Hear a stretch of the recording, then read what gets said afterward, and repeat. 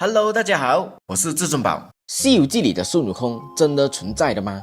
而现实中的唐僧啊，其实比孙悟空还不怕死，你敢相信吗？从小我就怀疑《西游记》的真实性，为此啊，我翻阅了大量的历史书籍资料。今天就为你揭开现实中最残忍的《西游记》。其实啊，《西游记》呢只是本神魔小说，孙悟空、猪八戒、沙僧只是小说里的虚幻人物，并不真实存在的。但只有唐僧这个人物啊，就是真实存在的。他的原型就是唐朝的玄奘法师。中国最后的5个王朝，唐、宋、元、明、清。而《西游记》呢，则是在明朝被作者吴承恩所创作的。这里就是位于台湾日月潭的玄奘寺，建立于1965年。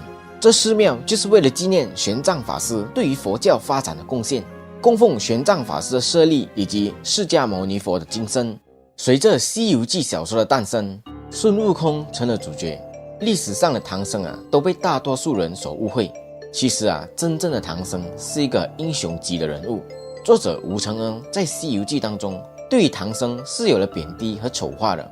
而真实的唐僧啊，他是一个有理想、有抱负，为了自己的信仰，跋山涉水，孤身一人徒步前往西天取经的。整个取经路程呢，共108000里。长达19年之久，远比《西游记》里面的描述艰辛得多啊！其实唐僧为什么执意要取经呢？而所谓的西天又是哪里呢？而他取到的经为什么没有像现在的圣经或是可兰经那样给广泛流传的呢？所以今天我们就来看看唐僧的原型玄奘法师的真实一生，从而揭开这些隐藏在我心中多年的谜团。而这一切都要从玄奘的身世开始讲起。玄奘署名陈一，公元602年，玄奘出生在河南偃师，出自世家名门颍川陈氏。他的父亲、祖父、曾祖父都是大官。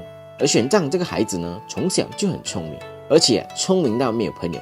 刚认识字就通读儒学经典，被人们称作神童。在玄奘5岁那年，他的母亲去世了。而在他10岁那年呢，他的父亲也跟着去世了。无依无靠的小玄奘只好去洛阳投奔他的二哥。而他的二哥当时已经在净土寺出家当了和尚了。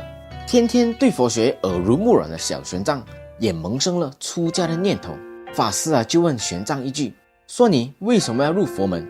当时的小玄奘呢，只有11岁，说出了这么一句话：意欲远绍如来，净光仪法。这意思呢，就是说求取真经，普度众生。听到这个答案后，寺庙的法师就破例为玄奘剃度。此后玄奘就正式成为了一名僧人，开始四处游历，广纳百家学问。玄奘觉得自己虽然读遍了国内经书，可是这些终究都是别人的译本，使人牙慧，实在没什么意思。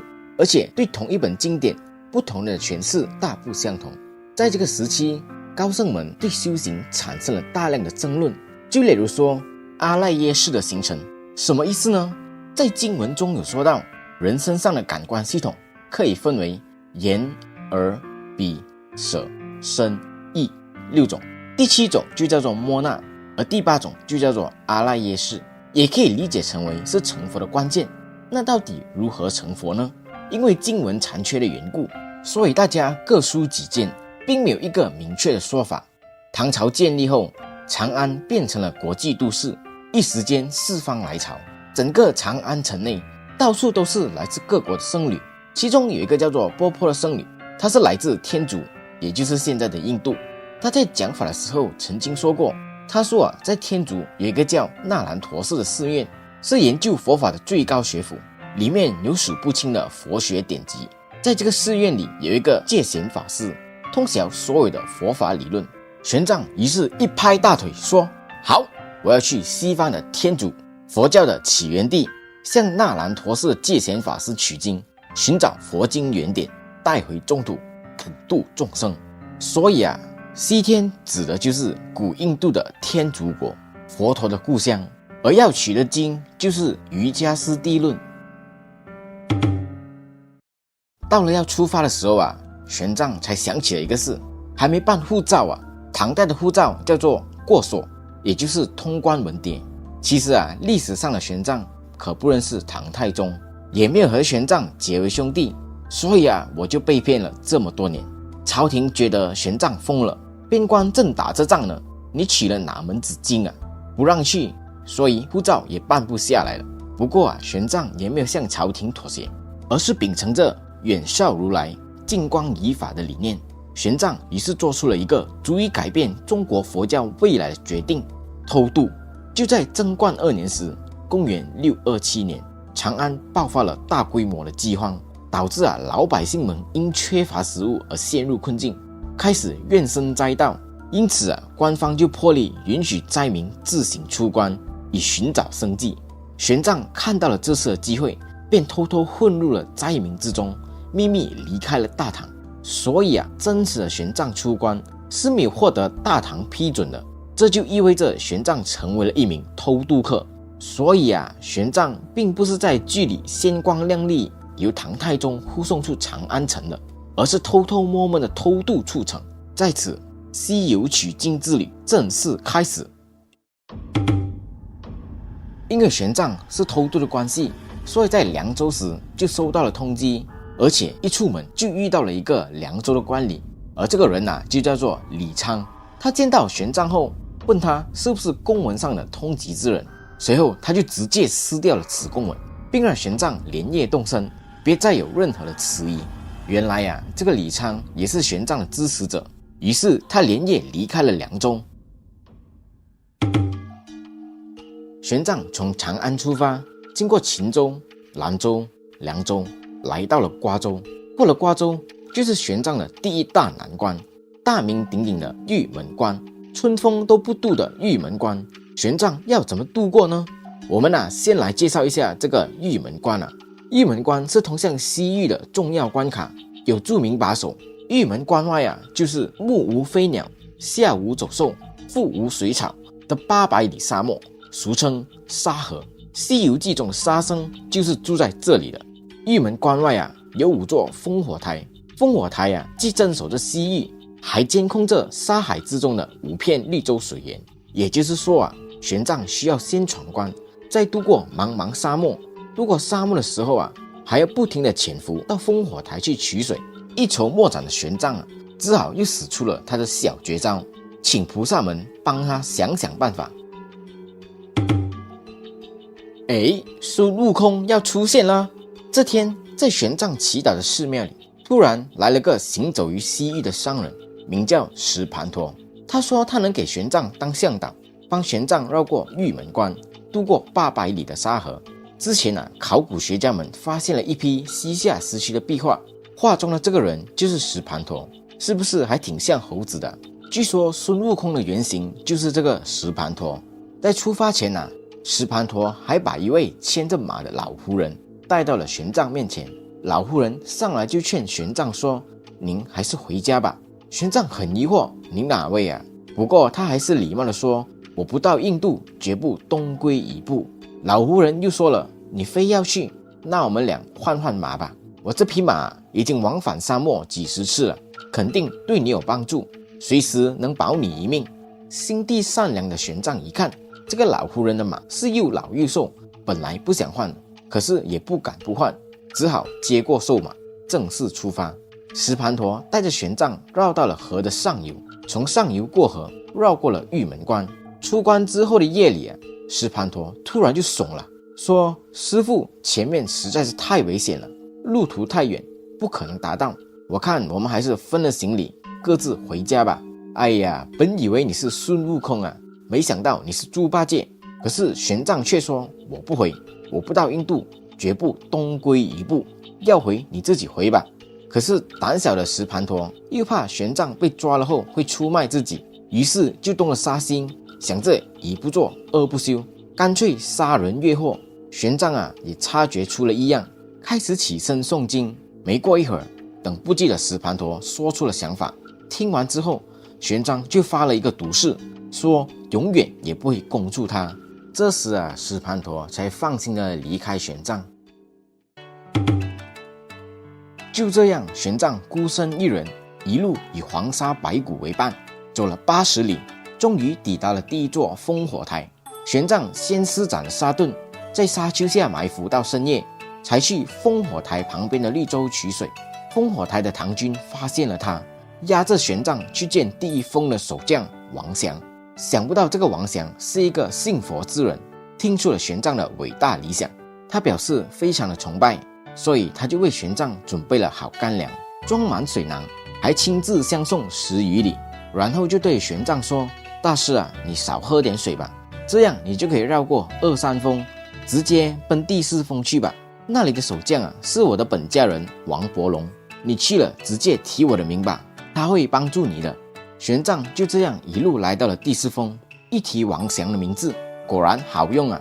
王伯龙帮玄奘补充完水和粮食后，对玄奘说：大师啊，你不要去第5烽取水了，从这里往西啊，有个野马泉，你可以去这取水。于是啊，玄奘就按照着王伯龙的意思，想要去找野马泉。哎呀，迷路了。这时啊，玄奘已经走出了第4烽的100多里外了，连泉水的毛都没看见。玄奘口干舌燥，刚打开水囊准备喝水，脑袋一晕，手一抖，囊掉了，水洒了。玄奘啊，本想回第4烽取水，可想起自己曾发过的誓啊，宁可向西而死，绝不东归一步。出家人不能说话不算话，于是玄奘就继续头铁西行。可这时啊，他已经一滴水都没有了，没水喝怎么办呢？念经吧。念什么经呢？就是鼎鼎大名的《般若波罗蜜多心经》。玄奘依靠孙悟空取得了真经，而在真实的玄奘西行中，就是这本心经填补了孙悟空的位置。自古以来，心经都是比较重要的经典，其中最有名的一句就是色不异空，空不异色，色即是空，空即是色，受想行识，亦复如是。其中的色指的不是情色，而是世间一切的事物；空指的不是界色，而是万法皆空。意思就是世间一切皆为幻想，想要破除心魔，就要看透幻想。我们啊，在追求一个境界时，总想着找到一个方法，但其实这样就会误入歧途，就像是成功不可复制一样。这个世界本来就没有什么取胜的方法，那如何看待世界呢？如何得到呢？4个字：万法皆空，也就是悟空，领悟空的境界。这个与一切有为法，如梦幻泡影，有异曲同工之妙。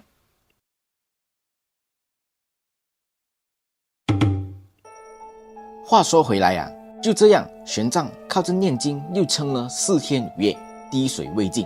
玄奘和马终于栽倒在了沙漠之中。生死关头，玄奘又使出了他的必杀技祈祷，可这回他连说话的力气都没有了，只能默祈。可是这依然好用。炙热的沙漠之中，突然吹来了一阵凉风，玄奘和马就像吹了一个凉水澡一样。玄奘恢复了一些体力，想上马继续前进。可这时的老马突然有点急眼了，决定罢免玄奘的指挥权，又如一匹野马强行跑偏，然后就把玄奘丢进了水里。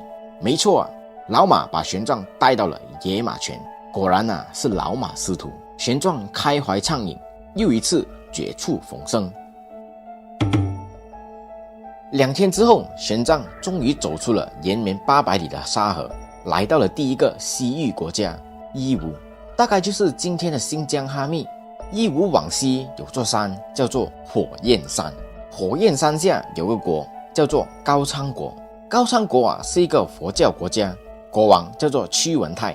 这个屈文泰啊，是个汉人，他听说从祖籍那里来了个高僧，便派遣使者去请玄奘来高昌国坐坐。屈文泰听说了玄奘西行的故事，赞叹不已，说：大师啊，你别去西边受罪了吧，不如留在我高昌国吧。但玄奘执意西行，可屈文泰强留，不想放人，双方就这么陷入了僵持。无奈之下，玄奘开始绝食抵抗，一连3天，高昌王都亲自送来食物，但玄奘却宁愿饿死。到了第4天，眼看要气绝了，屈文泰终于也被玄奘感化。随后啊，2人就在佛像前结拜为兄弟。对，玄奘并不是和唐太宗结拜的，而是跟屈文泰。玄奘也答应高昌国取经回来后，会在这里讲经3年。于是啊，好兄弟徐文泰还给了玄奘安排了25名随从、30匹马，让玄奘组团去取经，并写了24封国书给沿途各国，还专门给西突厥可汗准备了一份大礼，请他到时候能够为玄奘提供帮助，又准备了20套法服、面罩、手套、鞋墨以及黄金100两、银钱3万。这些物资能够让玄奘消费20多年了的。此时的玄奘虽然拥有了一个团队，可之后的道路依旧凶险。一行人一路经过燕齐、龟兹，来到波米尔高原，大概就是昆仑山的附近。这里的山路崎岖，到处都是冰雪和狂风，但没办法，他们依旧要登山。白天登山，晚上就睡在冰面之上。历时大概7天的时间，他们才终于过了这座大雪山。但是整个队伍就损失了将近一半。经过这一难后，他们终于走出了西域，接着就来到了西突厥的王庭叶速城。西突厥的叶护可汗收到了高昌国王带来的礼物，果然对玄奘非常的照顾，派出了使者护送玄奘西行。这之后的行程果然顺利了很多沿途经过了哈萨克斯坦、乌兹别克斯坦、土库曼斯坦，直到公元628年的秋天，经过了阿富汗后，玄奘终于到达了心心念念的古印度地界。而玄奘最终的目的地呢，那兰陀寺是在东印度的。从进入印度开始玄奘就不再西行了，而是需要一直向东才能抵达。到了印度依旧不太平。最离奇的一次就是玄奘过恒河时遇到了一伙强盗。这伙强盗上来就扒光了玄奘的衣服。他们信奉突厥女神，每年的春天都要找一个美男子献祭给女神。强盗们把玄奘放在祭坛上，手起刀落之际玄奘就对强盗们说：希望你们能给点我时间，让我安心欢喜的死去于是眼睛一闭，念起经来。据三藏法师传的记载此时是黑风四起，折树飞沙，沙流汹涌，舫船翻覆。盗贼们大为惊骇，连忙问玄奘的随行人员，问他是何方神圣大伙们说这是大唐来的高僧，你们完蛋了。强盗们吓坏了。玄奘此时也念完经了，睁开茫然的大眼睛，问道：怎么各位还不动手是时间还没到吗？强盗们惊了，纷纷跪拜说：大师请收了神通吧，我们以后再也不敢了。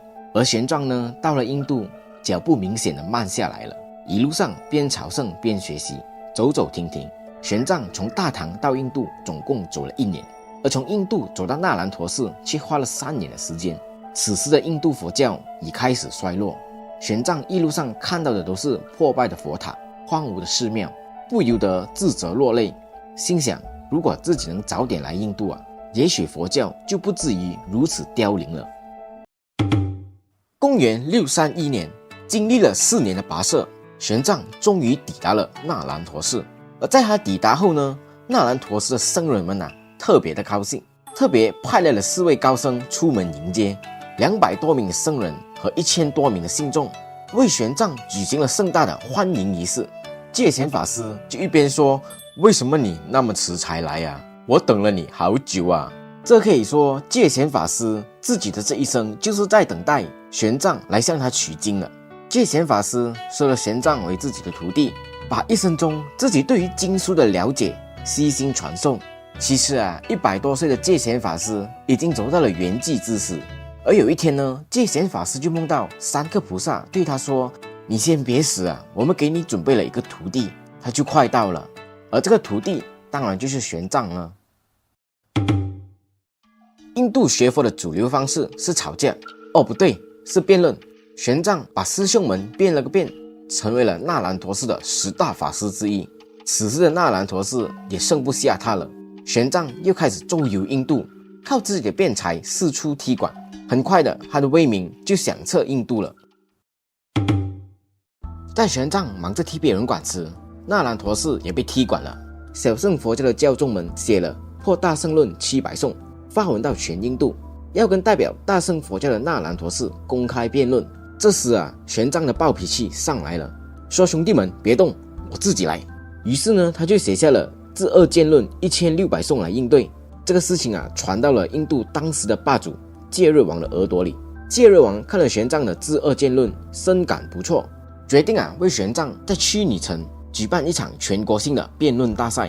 为了让这场辩论大赛更加的激烈戒热王也特地喊来了印度的18位国王，精通大小乘佛教的数千僧侣，以及婆罗门等外道2000多名人来参辩。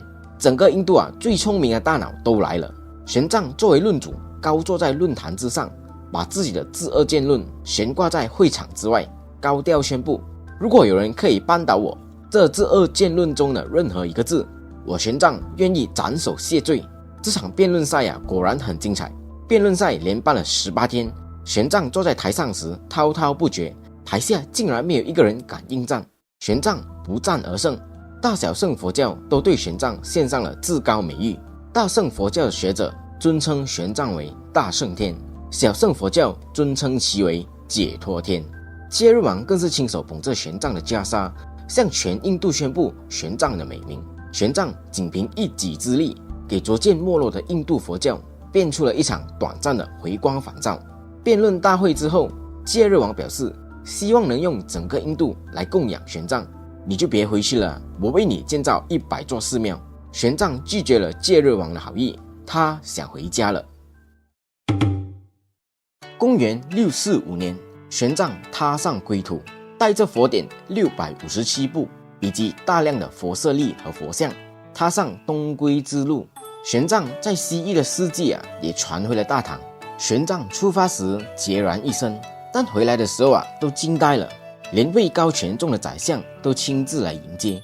长安城挤满了百姓，都想一睹圣僧的尊容。朝廷内也为玄奘举办了隆重的欢迎仪式，内外官员都来赞扬。玄奘拜见了唐太宗李世民。唐太宗对玄奘说：法师你那么了解西域诸国，不如还俗当官吧，给国家做个贡献。但是玄奘表示自己只想翻译经书。那唐太宗就说：那行吧，不过朕有一个要求，请你把一路上的所见所闻都写下来，让我们好好学习学习。于是呢，玄奘就花了1年多的时间写下了《大唐西域记》。玄奘本想去少林寺译经的，而李世民却说：别去那，就留在长安吧，朕专门给你建一个驿场，你有什么需求就找我们的宰相。玄奘于是呢，先在弘福寺开展了翻译的工作。后来太子李治又修建了大唐规模最宏大的寺庙大慈恩寺，由玄奘担任主持，还建成了大雁塔，专门用来保存玄奘带回来的经书和佛像。玄奘想要的翻译风格极其严谨，一字一校对，一句一砍，完全忠于原著，工作极其繁复，凭他一己之力显然是完不成的，因此需要朝廷给予大量的支持。玄奘的一场规模非常宏大，助手多达上百人，还有卫兵驻守保护。玄奘一生翻译了佛经75部，共1335卷，字数多达1300多万字。此时的玄奘感到自己的归期将至，便对弟子们交代了后事。正月初8，玄奘的弟子梦见佛塔倒塌，玄奘告诉他这是自己寂灭的征兆。第2天晚上，玄奘跨过门槛时摔了一跤，彻底病倒了。16日，玄奘举目注视，合掌良久，然后以右手支头，左手平放在身体左侧大腿上，伸展双足，交替双腿，向右侧卧，直至圆寂，享年62岁。很快的，玄奘圆寂的消息传到了京城之后，大唐百万子民为之送行。在玄奘的一生中有2个重点，一个是远绍如来净光理法的任务，一个是悟空的境界，明白自己的目标，消除自己的外相，平等而又纯粹地看待万物。喜乐与悲哀或许是遮蔽双眼的一场幻想，而至于行善，至于诵读，都是在理不在表的。希望这个影片能让你对于真正的唐僧有所改观，也非常感恩他的坚持，才有今天佛教的进步。那你对于唐僧有任何的看法呢？欢迎在评论区留言，我们一起讨论。好的，今天就到这里。喜欢这期内容的朋友可以订阅、点赞和分享。我们下个礼拜准时见，拜。